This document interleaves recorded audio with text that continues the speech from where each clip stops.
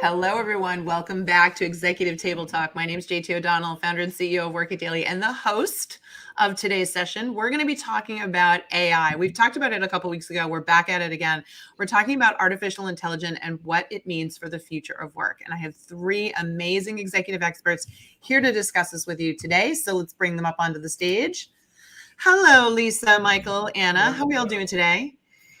Oh my gosh, it was so funny. I just hosted a networking session minutes prior to this. And we said, what are some popular things that you could bring up in networking? Like, what's something you could talk about with somebody to learn more about them? And one of the questions that immediately popped up was, how is your industry using AI? And so we know this is a hot topic.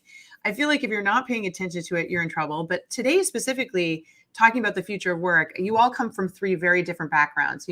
Lisa, you from global marketing, Michael, you from operations and finance, and Anna, you from, Fortune 500 consulting, executive level learning and development. So three really great perspectives. And I am so eager to hear your thoughts on this. So let's dive in. Michael, I'm going to pick on you first. What do you think about AI in the future of work? Yes, today I want to thank you, JT. I want to look at AI from a standpoint of leadership, selling the concept to the C-suite executives. So I'm talking about selling up. Understanding C-suite's destination, that's the first concept. You have to understand where the C-suites want to go. These executives are visionaries. They look at things in time and space of decades into the future. Their foundation is mission, vision, and purpose. So you have to start with a narrative. You have to be a good storyteller, master of telling their story.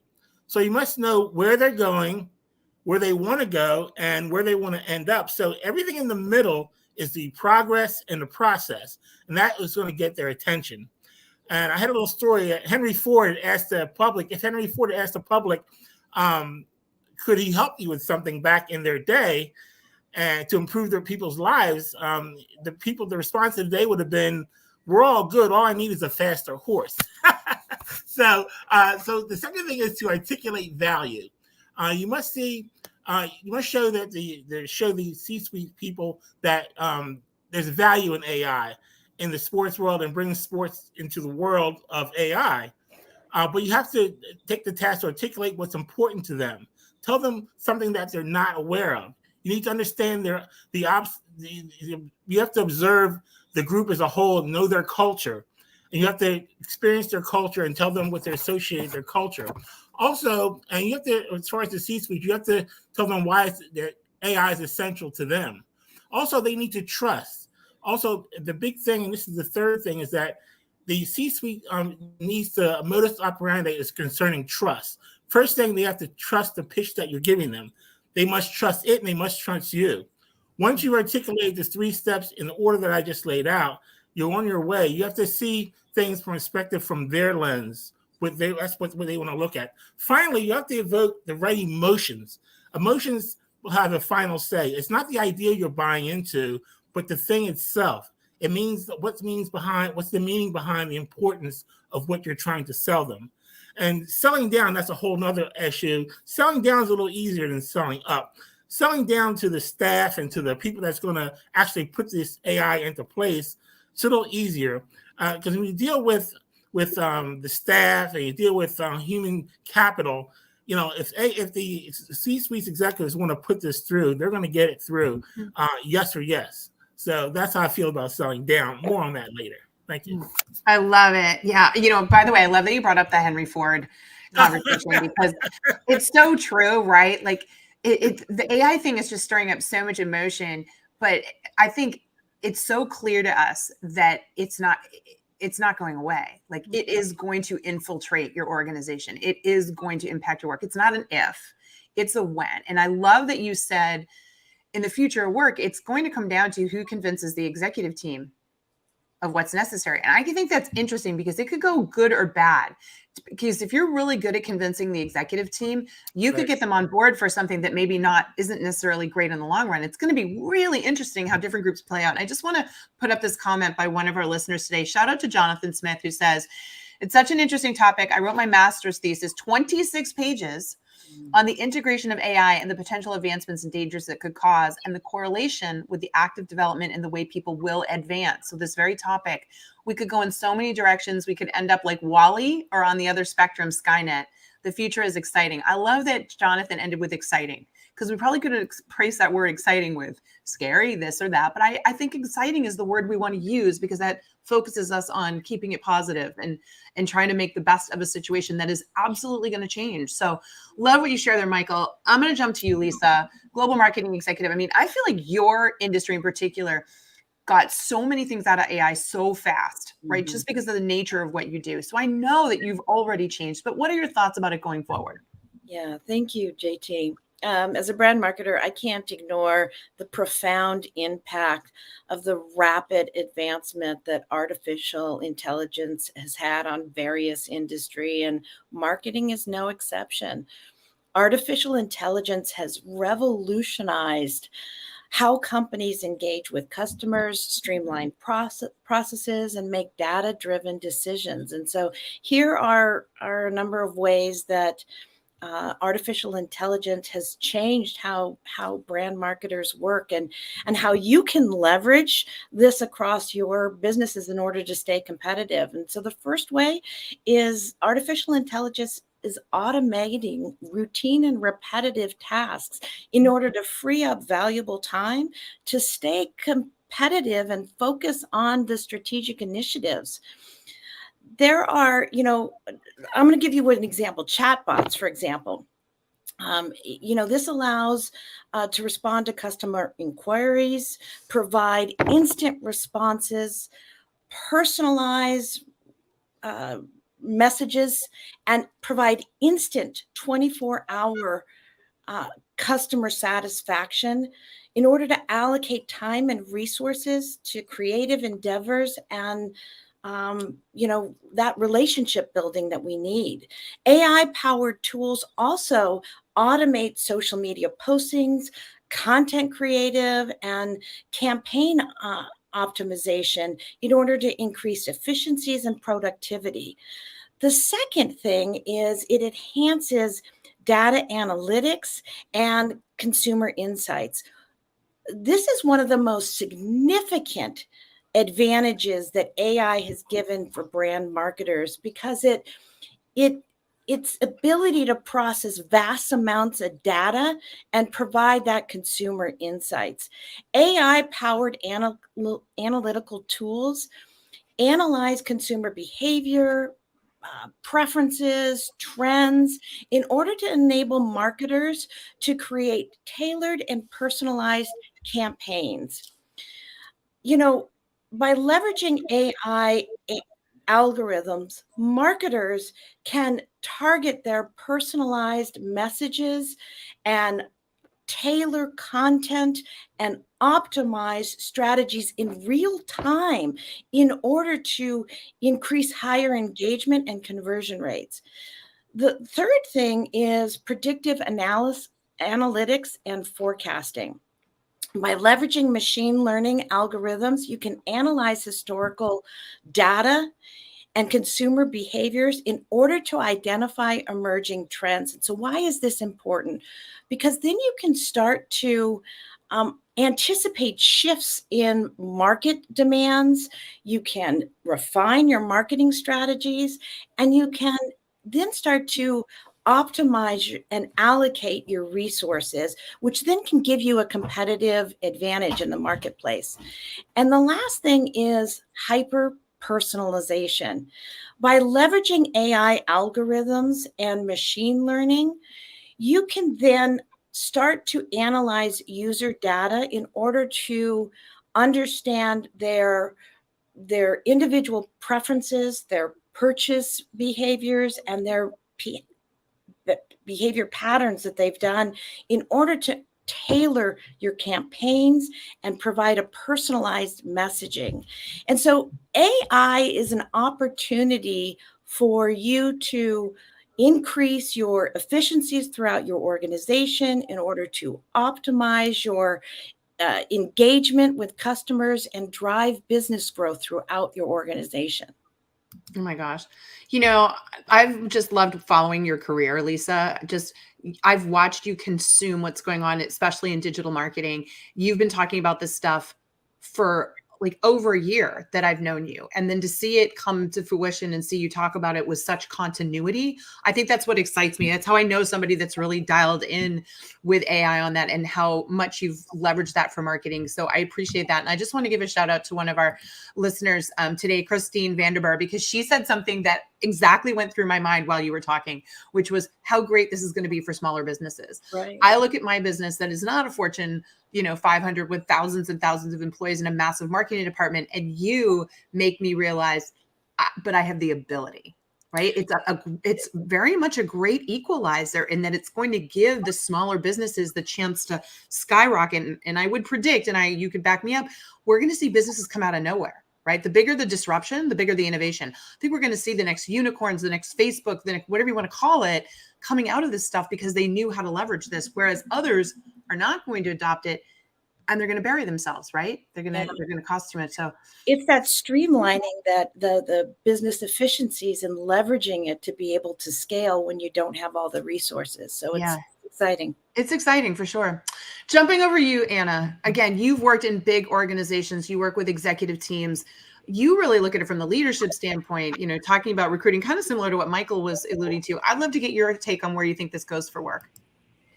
Yes, and I always like to look at especially this type of major disruption, certainly for the opportunities that they bring, but also I always like to consider the challenges. This is a space where a lot of my coaching clients are, their heads are, right? What are some of the challenges associated with integrating AI into the workplace? And like I said, this offers, and like both Michael and Lisa have shared, this offers tremendous opportunities for organizations and different sizes of organizations for sure. I would like to touch on maybe 5 or 6 areas that I believe, just based on not only the focus that I have on this particular area, but also with my conversations with, with executives and what's really in their minds.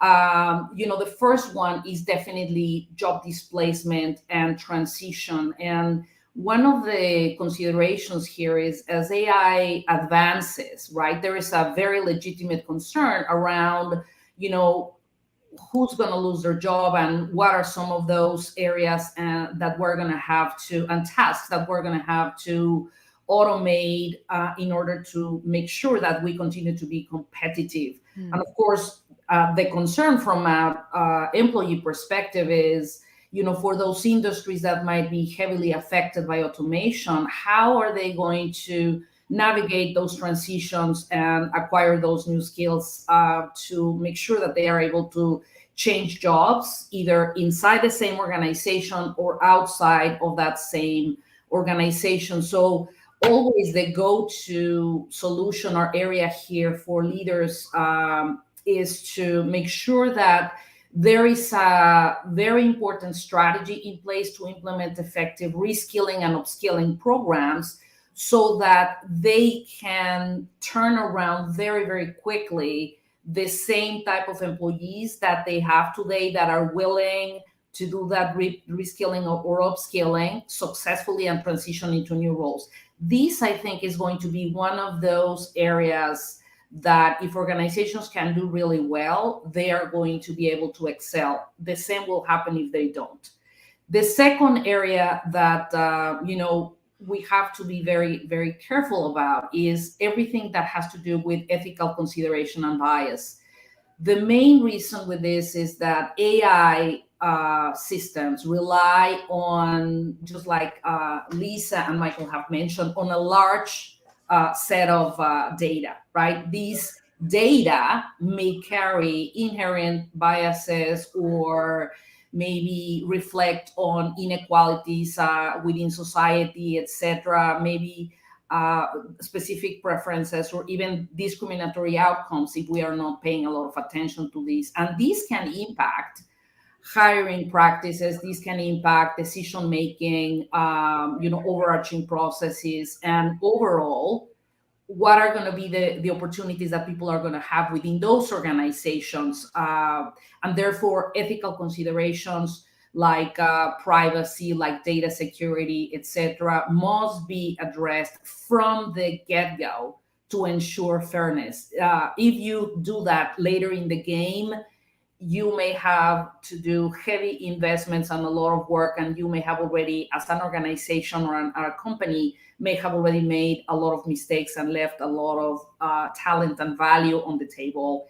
The third area as well is probably one of the extremes that I've been reading about, which is over reliance on AI. And just because thinking about we have a lot of our solutions through AI, we automatically go to the other end, which is a lack of human judgment. So that can be really, really dangerous. And again, we need to make sure that it may lack the ability to understand complex context and definitely include human judgment into this. It can be really damaging to organization, and therefore maintaining a balance between AI, the automation piece, as well as the human expertise is crucial. We want to make sure that AI, like Stuart Russell and others talk about, that they don't become smarter than us. So that's very, very important, and that's another full conversation. But coming full circle to another couple of areas, job satisfaction and overall work-life balance. That has been one of the key areas, I think, of focus that we've had, and that has surfaced very much, during the pandemic and post-pandemic. And now that AI's ability has to automate certain tasks, it may inadvertently, of course, increase some workloads and certainly expectations for some employees. I was reading earlier today that about 50% of employees, according to Gartner, about 50% of employees by 2028 are going to have some sort of AI assistant. So that is good. What are the implications? What are the challenges? So as AI takes over repetitive and mundane tasks, day-to-day tasks, there needs to be a balance, of course, on how we are compromising in our work-life balance. So we need to be very careful with this particular area. So I would invite everyone, if that is an opportunity, at least this is how I say it, is, while AI represents a phenomenal set of opportunities for the future of work, it is really, really vital to recognize and address the associated challenges that it brings. Yeah. And I love that you bring that up, especially that you're working with executives to make them aware of it before it's too late, right? Before they're really behind in the whole process of this. So key. Folks, we're going to take questions now. If you have questions, please put them in the chat, and these amazing executives are going to answer as many as we can today. Just a reminder that if you want to connect with them, please do so on LinkedIn. Jot their names down right now. Go over, send a custom connection request, and tell them that you saw them here on Executive Table Talk talking about AI in the future of work, okay? All right, I just want to bring up some really great comments that we've had here as well. Catherine W. said that understand that it's like a child learning in the beginning. It is, right? It's just something to really keep in mind when you think about AI and where we're coming with this. I also want to say here, this was an interesting comment. John A. Davis said, AI implementation, a technologically savvy company is also more ideal for a younger workforce. It is sustainability. Very interesting. There is a lot of discussion around the fact that younger generations have had more exposure to technology, easier for them to adopt, easier for them to think of the ways in which AI could be applied, where potentially older generations that weren't raised on cell phones and technology may not be able to make those connections as quicker. Is that a blanket generic statement? No, because there's lots of really smart senior executives who have been on top of this, like Lisa, talking from the get-go, like Michael, like Anna, who have been thinking about this stuff, right? So I don't think that's universal, but I do think for my more seasoned workers out there, you need to be thinking about this. If you've not been paying attention to AI, if you've not been studying this stuff, you need to start. I know you may not like it, but it's really not open for discussion because, as you heard, it's going to come into your life in some way, shape, or form, and you don't want to be really far behind on that. So a couple of things. One more here. Comments is totally agree with Anna. The bias has already been evidenced on multiple levels. We know it's being used for political manipulation and control. The same can obviously be said for office politics. A person biased against a certain protected class could influence the so-called C-suite not to hire those targeted individuals. Absolutely, very honest talk, and something that we have to consider. We have to be really careful with this. Great comments here. So let's talk about this. One question that came up, and I really want to come back to this. Donald said, forgive me if this is a ridiculous question, but is there a potential for privatizing the technology? Thoughts on that? Lisa, you're nodding your head. What do you think? Oh, unmute. We always need one every session. Thank you. Leave it to me. Well, the potential for privatizing AI technology exists, and it is an aspect that warrants consideration. And one of those concerns with privatization is the potential for creating monopolies or consolidating power in the hands of a few dominant players. And if AI technology becomes concentrated in the hands of a few dominant players, it could lead to reduced competition and hinder innovation. And this concentration of power may also limit access to AI capabilities for smaller businesses or organizations that cannot afford expensive AI solutions. And it also raises issues related to data privacy and security. AI systems rely on vast amounts of data to learn and improve their performance. So when owned and controlled by private entities, there's a need for transparency and accountability in how users' data is collected, stored, and used. So safeguarding sensitive information and preventing potential misuse or breaches becomes, paramount. Yeah, I agree. I think we can look back on some examples we've had over the years to recognize that, we need to pay attention to where our data is being stored and what's being used, how the technology is being used or potentially exploited. Michael, I saw your hand up. Did you want to jump in there? Yes, I just wondered if government will play a part in this as far as the, monitoring this and making sure that monopolies aren't being made. And so I'm just wondering, just curious that it's a good question. I love it. I was just wondering if the government might get involved in this.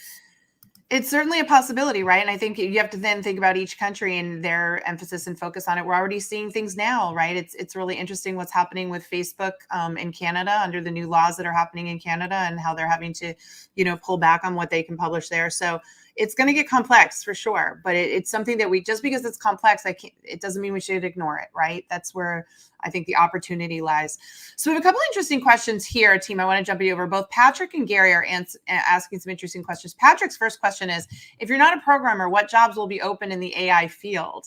I see a lot of potential in that. I don't know about the rest of you. I think Anna's point, Gardner's research that says, 50% of jobs will be almost AI enabled, meaning you'll utilize some form. If I understood that correctly, Anna, you'd utilize some form of AI, but I'm seeing it in all fields. It's hard to imagine that there isn't a field that won't use it in some way. Anybody else? Thoughts? Anna, what do you think? Yeah, I was just thinking to this great question from Patrick that, if you are passionate about the topic, about the area, becoming an ethicist can become a really powerful way to not only bring your perspective and your values, but also making sure that whatever AI is being used in your organization or that your company is selling, etc., really has that frame of security,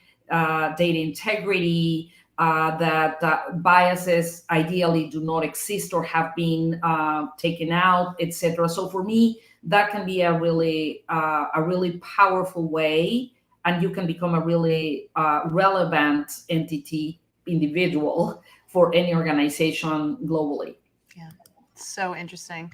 I want to jump to the other side and have you all talk about this. Gary said, which jobs will AI take over in the future? And will this affect unemployment in that field? So for each of you, I kind of want to turn back on each of you.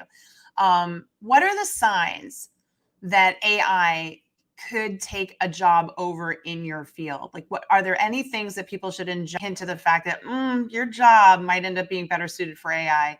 Lisa, can I pick on you first and see what you have to say about that? There she is. Sorry about that. I think, in the field of data analytics and data scientists,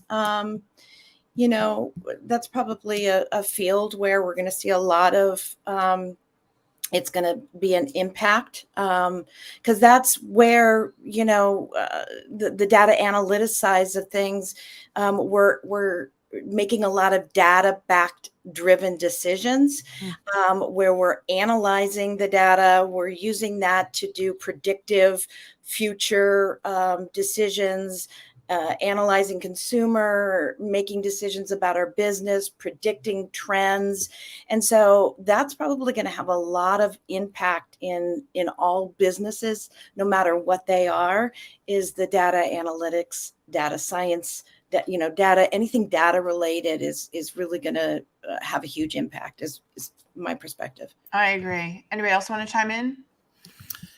In the world of sports, I would think that instant replay, where there's a human element to it, where they make a decision on whether it's a go or no go, or a play is called. Also, the medical staff on the sidelines, I think that AI is going to be able to determine injuries and different things.